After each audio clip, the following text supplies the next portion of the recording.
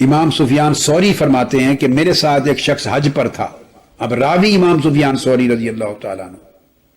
میں نے اس کو دیکھا کہ وہ اپنے سفر کے دوران حتیٰ کہ طواف کے دوران اور مینا میں، عرفات میں، مزدلفہ میں جہاں بھی گئے، وہ قدم نہیں اٹھاتا تھا جب تک ہر قدم پہ درود پاک نہ پڑھ لے. ہر قدم پہ درود پاک پڑھتا تھا.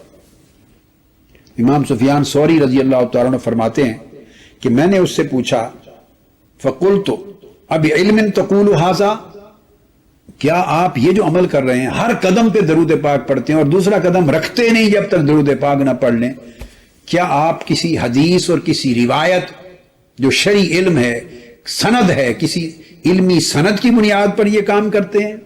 قال نعم، اس نے کہا ہاں، میں علم شرعی کی سند کی بنیاد پر یہ کام کرتا ہوں.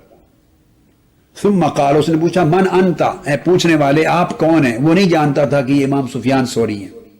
اتفاق سے جیسے حج پر آپس میں ساتھی مل جاتے ہیں، ہم سفر ہو جاتے ہیں. آپ کون ہیں؟ قلت سفیان الثوری، میں نے کہا میں سفیان الثوری ہوں.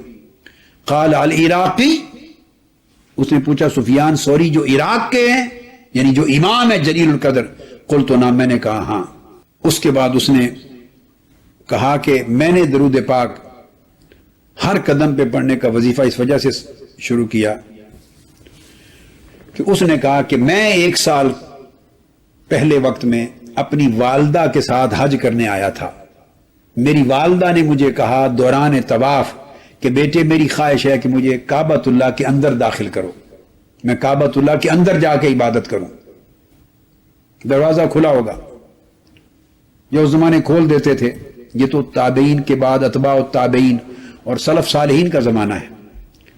تو میری والدہ نے خواہش کی، سو میں نے اپنی والدہ کو اٹھا کے کعبۃ اللہ کے دروازے سے گزار کے اندر داخل کیا.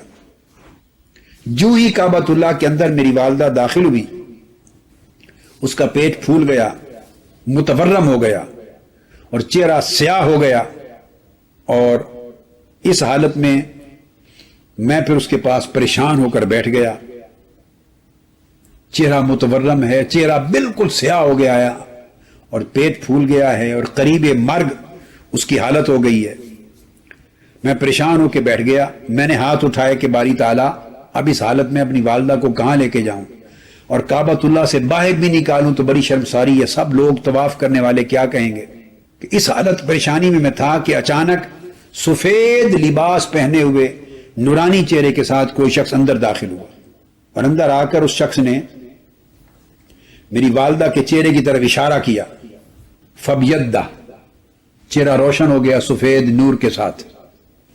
پھر میری والدہ کے پیٹ کی طرف اشارہ کیا. فبیدہ، اس کا بطن بھی بالکل اس کی سوجن اور سویلنگ اور نارمل ہو گیا. پھر اس کی مرض ختم ہو گئی اور شفا یاب اور صحت یاب ہو گئی.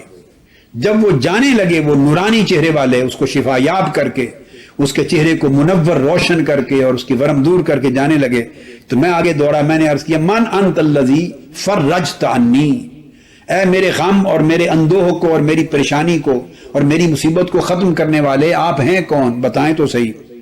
انہوں نے جواب دیا قال انا نبیک محمد صلی اللہ تعالی علیہ وآلہ وسلم، میں تیرے نبی محمد مصطفیٰ صلی اللہ علیہ وآلہ وسلم. اور اس کی والدہ کی عادت کیا تھی کہ اس کی والدہ کثرت کے ساتھ آقا علیہ السلام پر درود و سلام پڑھا کرتی تھی، کثرت سے درود و سلام پڑھتی تھی. اس کے دیگر اعمال کی وجہ سے وہ گرفت میں آ گئی، مواخذہ ہو گیا، قریب اس کے کہ وہ مر جاتی یا اسی حال میں رہتی. تو آقا علیہ الصلوۃ والسلام نے کثرت سے درود پاک کا صلہ آ کے عطا فرمایا. تو میں نے عرض کیا یا رسول اللہ صلی اللہ علیہ وسلم، اب آپ نے اتنا بڑا کرم کر دیا تو مجھے کوئی نصیحت کر جائیے، حکم دے جائیے، میں کیا کیا کروں زندگی میں. آپ نے فرمایا اے بندے، اے میرے امتی، ایک ہی نصیحت ہے کہ کوئی قدم نہ رکھنا نہ اٹھانا جب تک ہر قدم پہ مجھ پہ درود و سلام نہ پڑھ لیں. اس دن سے میں ہر قدم پر آقا علیہ السلام پر درود و سلام پڑھتا ہوں. یہ وظیفہ مجھے آقا علیہ السلام کی بارگاہ سے نصیب ہوا. سب سے پہلے نئی ویڈیوز کو حاصل کرنے کے لیے شیخ الاسلام ڈاکٹر محمد طاہر القادری کے آفیشیل یوٹیوب چینل کو سبسکرائب کریں اور بیل آئیکن کلک کریں.